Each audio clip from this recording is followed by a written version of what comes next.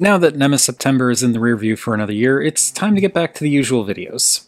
By which I mean videos where I spend time writing a script, put in a bunch of effort with filming and editing, take weeks between uploads, or over a month in this case, then barely anybody watches them. Anyway, I wanted to keep things simple this time, hence today's topic. Timelines Comic Edition, aka Hearts of Steel, Starscream. Not the 2-pack in its entirety, and definitely not a full-blown 4-figure romp that I'll inevitably hate myself for making, just this guy. But why this guy?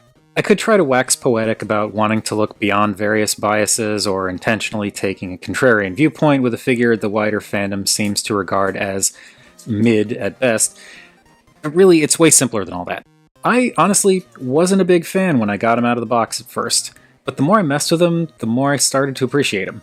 And I wanted to share that appreciation with anyone who bothers to watch this, because I think most of us were too quick to judge this particular rendition of Screamer.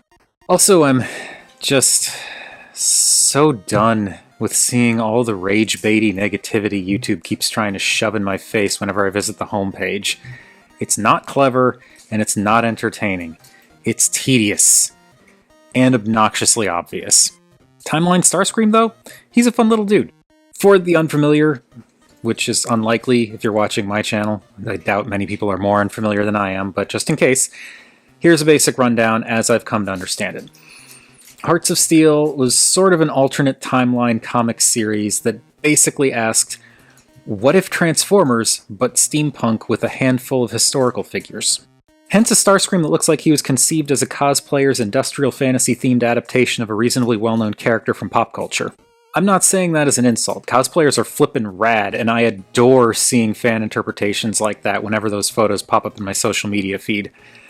Or on rare occasions, seeing them in person when I actually attend a convention. And clearly this is a Starscream because he's got that Seeker vibe. What with the prominent wings on the back, and prominent screws that go with them, unfortunately, the shirt collar pylons, that blatant airplane detailing front and center on the chest, except here it's a prop rather than the cockpit. Oh, and there's the Starscream colors, I suppose. Light gray, sometimes white with other renditions, with a blob of red in the middle, blue feet, blue forearms. It's kind of his thing. Those steampunkish details do accomplish a lot, though. Besides that clear silhouette shift and the abundance of eye-gouging bits, along with what looks to be Gatling interpretations of his null rays, he also has a healthy sprinkling of rivet detailing and groups of vertical lines that, they kind of look like they could work as either vents for a coal engine or segmenting for a train's cowcatcher. Other than the obvious cowcatcher hanging in front of his waist, I mean. Quick aside, regarding these toe wings. I've seen some folks claim that theirs came stressed out of the box, and I don't think that's a thing that you need to be worried about. I inspected mine and thought I saw the same telltale stress marks along the base, but then I grabbed a flashlight and looked more closely, and it turns out the gray pieces, they kind of flare out a little bit at the base, which causes some weird reflections, and it makes the plastic look stressed when it's actually completely fine. So it's more like a trick of the light than actual damaged plastic. I'm not saying these can't come damaged or bent, but I'm just saying if you think you see stress marks, look much more closely because it might just be a trick of the light. Now let's talk about his Sun Visor, because everyone else seems to. And it seemed like a pretty big irritation for some folks when this figure initially came out. It's easy to ignore by simply not folding it out when going into robot mode. You just keep it tucked along the back here. And voila, the Sun Visor is gone. The one and only thing this affects, besides Starscream's eyes on a bright day, is the back of the robot mode because it leaves the tail fin sticking out a little bit. Though when it's in the intended spot, the tail fin still sticks out a little bit anyway. The thing is, I kinda don't mind the visor at all. I understand it's not to everyone's taste, but I don't know, I kinda like it for how it's this weird, random, why does this even move detail that sets the robot mode apart from, say, Mastermind Creations' attempt. Sure, it can get in the way of moving the head, but you just have to lift it up for a sec, then turn the noggin, and then put it back down. If we can collectively deal with Mixmaster's neck articulation defense mechanism, then this should barely be a blip on the radar. Speaking of his head, it looks good. Kind of like they took the classic Seeker design and squished it in a little bit on either side, then added metal bat wings. I don't know, I think it's cool. I like the dark gunmetal they used, the silver in the face pop's really nice, and the red eyes are suitably red, if a little hard to see. The gaping hole in the back is a little odd, but I guess since the head is usually 5/6 surrounded by other stuff, it's not exactly something you're going to see very often. Or at all, unless you rotate it to an uncomfortable degree. Maybe this was a cost-cutting measure? I'm guessing. Really, the only complaint I've got about this head sculpt is the same one I imagine most folks have. The expression. Or the lack of expression.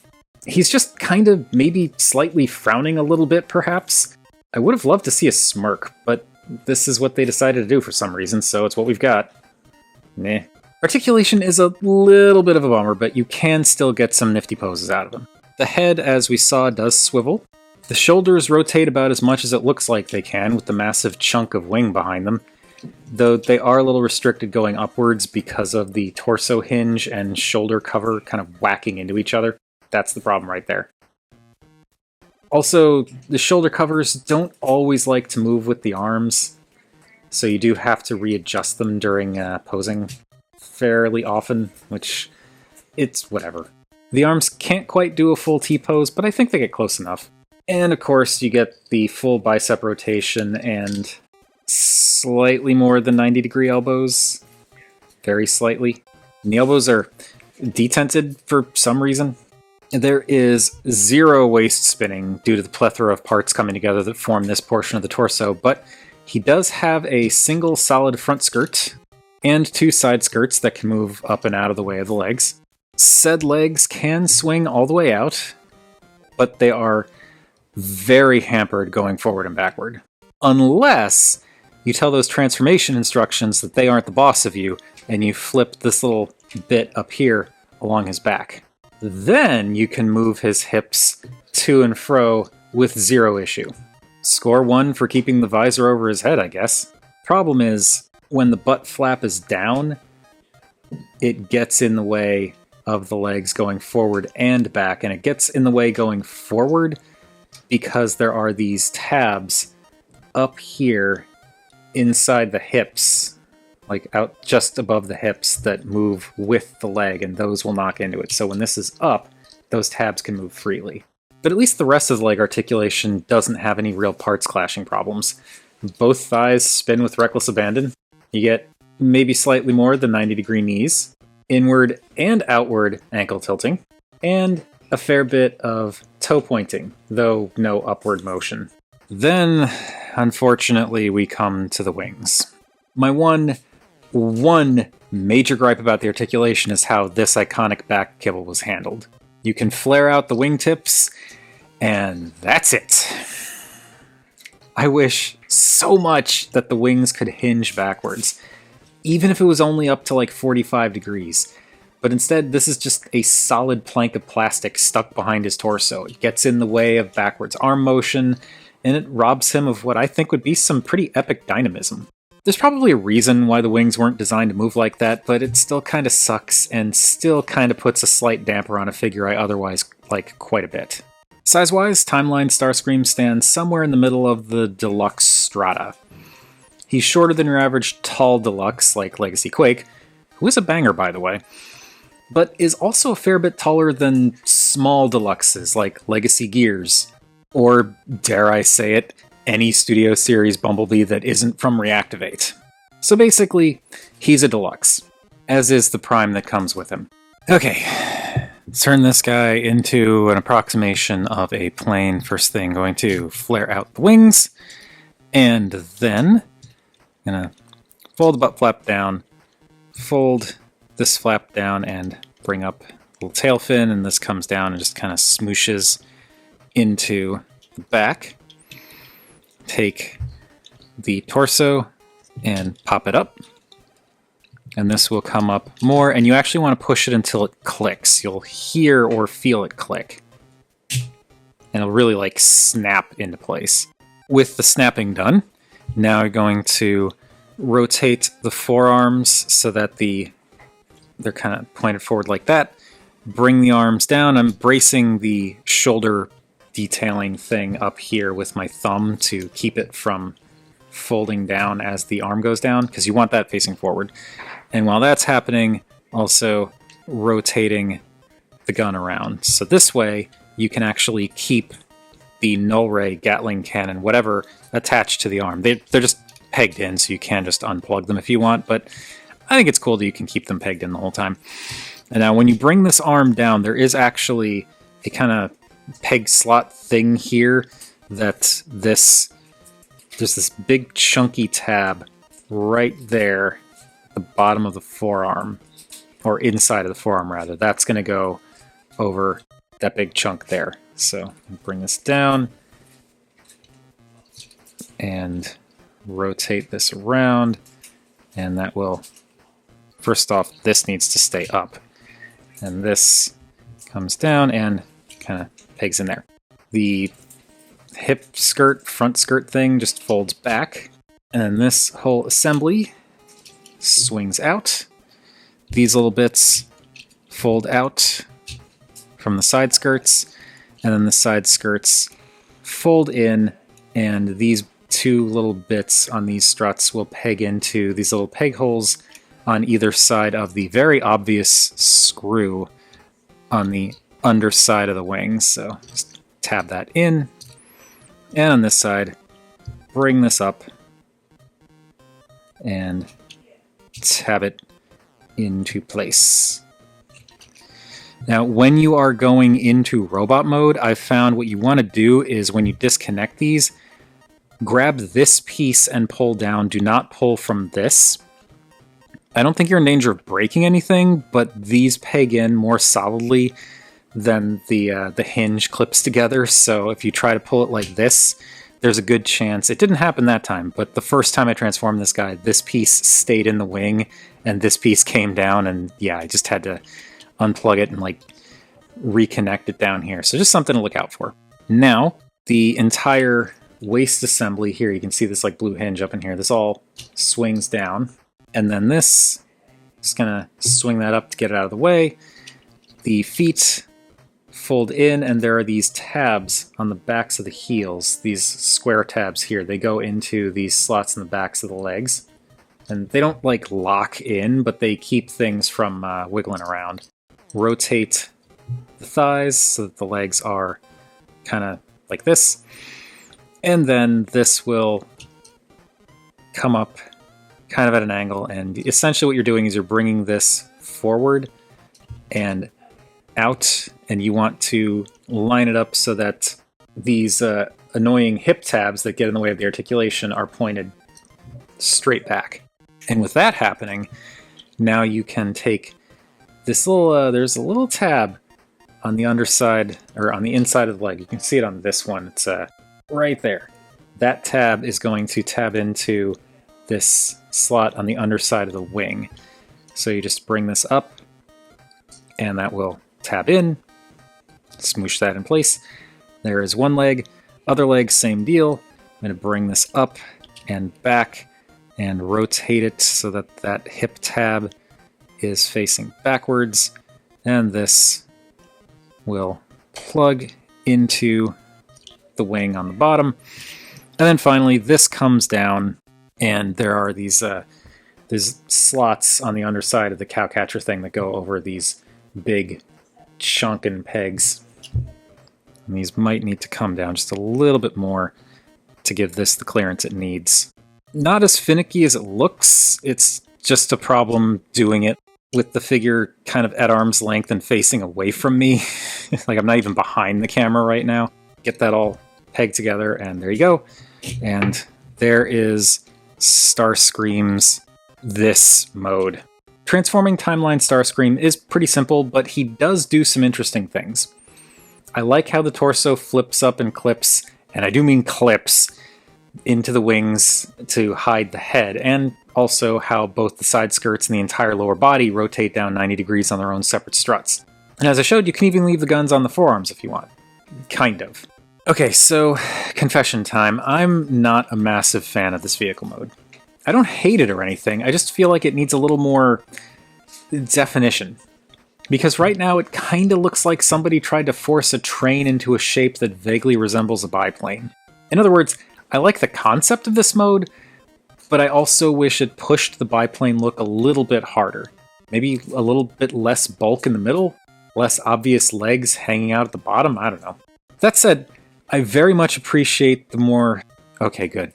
I thought I forgot to hit record. I was about to be like, oh my fucking god, but I did. I did hit record. That said, I very much appreciate the more pointy and angular filter they ran everything through. It makes this feel like a properly aggressive steampunk biplane that probably couldn't get off the ground in real life. And also, I'm getting kind of a bat motif here. Lots of curves on the insides of the wings and propeller props and so on. It's a little ropey around the back, thanks to a single oversized cowcatcher thing and nothing else. Just a bunch of flat surfaces and obvious robot junk. And hands. But I'm never going to display him in vehicle mode with his butt facing out, so I don't really care all that much. And of course, to somewhat repeat myself, identifiable character colors galore with the light gray, bit of red, and blue accents. Colors sure do scream Starscream, and I refuse to apologize about the obvious joke. Though the placement is a bit of a departure from his more common jet mode, to be sure. Then again, this plane mode doesn't have a proper cockpit and is a vastly different shape, so it's not really a surprise. The silver on the roof panel is a little weird, though. It's his robot mode Sun Visor and is cast in a blue plastic, so I understand the need to paint it, but why silver and not gray? Maybe it was just like a paint consistency thing and it would have taken too many coats, would have eaten into the budget too much, I don't know. Oh, silly me. I almost forgot to talk about the thing that ended up solidifying my appreciation for this weirdly compromised toy. It can pull off a pretty dang convincing Gerwalk mode. I know that sounds like an astonishingly superficial detail to sway someone's opinion, but that's legitimately how it happened. I was originally planning to just keep Prime and sell Starscream as a way to recoup a little bit of the cost of the 2-pack, but then I decided to goof around with him some more, and after a bit of fan mode shenanigans, I came up with this. And, this is kinda great? I have zero idea if this is canonical in any way, or even intentional, but I think it's a fun and cool and silly secret mode, I don't know. It even kind of works conceptually, like this could be how he'd land if he were shifting from plane to robot mode on his way to solid ground. You could even get the arms involved if you move the side skirt wings out of the way first, just be careful not to pop off those support struts. The shoulder cover limitations do prevent him from rotating his arms all the way forward, and if you leave the side skirts plugged into the wings, you don't have much room to rotate the arms backwards, but I still think it's incredibly cool how effortlessly he can do this. His alt mode size is kind of the same deal as his robot mode, I think. What I mean is, with him all bunched up into something that kind of looks like a plane when you squint at it immediately after waking up from a deep sleep, he's still roughly the size of a deluxe, depending on the deluxe, because he's clearly bigger than Gears, but he also looks a bit bigger than Quake. On the other hand, he and Quake look closer in size if you tuck his wings in, and also Quake is undeniably more dense, while Screamer's got his various bits spread out a little bit more overall. I don't think anyone would mistake this for a Voyager is what I'm getting at. And that's Timeline's Comic Edition Starscream. Yeah, he's outshined by the Prime that makes up the other half of the 2-pack, but with a little time and a bit of imagination, I've definitely come around on him. Now instead of meh, he's just not quite as good as the extremely good Train Prime that he comes with. And there's no shame in not being as good as something that's fantastic. And I mean, it's not like Prime can pull off a Gerwalk mode that cool. My ultimate goal with this video hasn't been to convince you that you need to get this Starscream, though if I did, that's also cool. Really, I just hope that I might be able to help folks who are still undecided on the 2-pack. Assuming there are still any in stock, considering this video has been tabled for over a month. So, But if you're thinking that a $60 2-pack of deluxes may not be worth it for one cool Prime and one less than ideal Starscream, maybe a slightly different perspective on the sneaky jerk will help. Thanks for watching.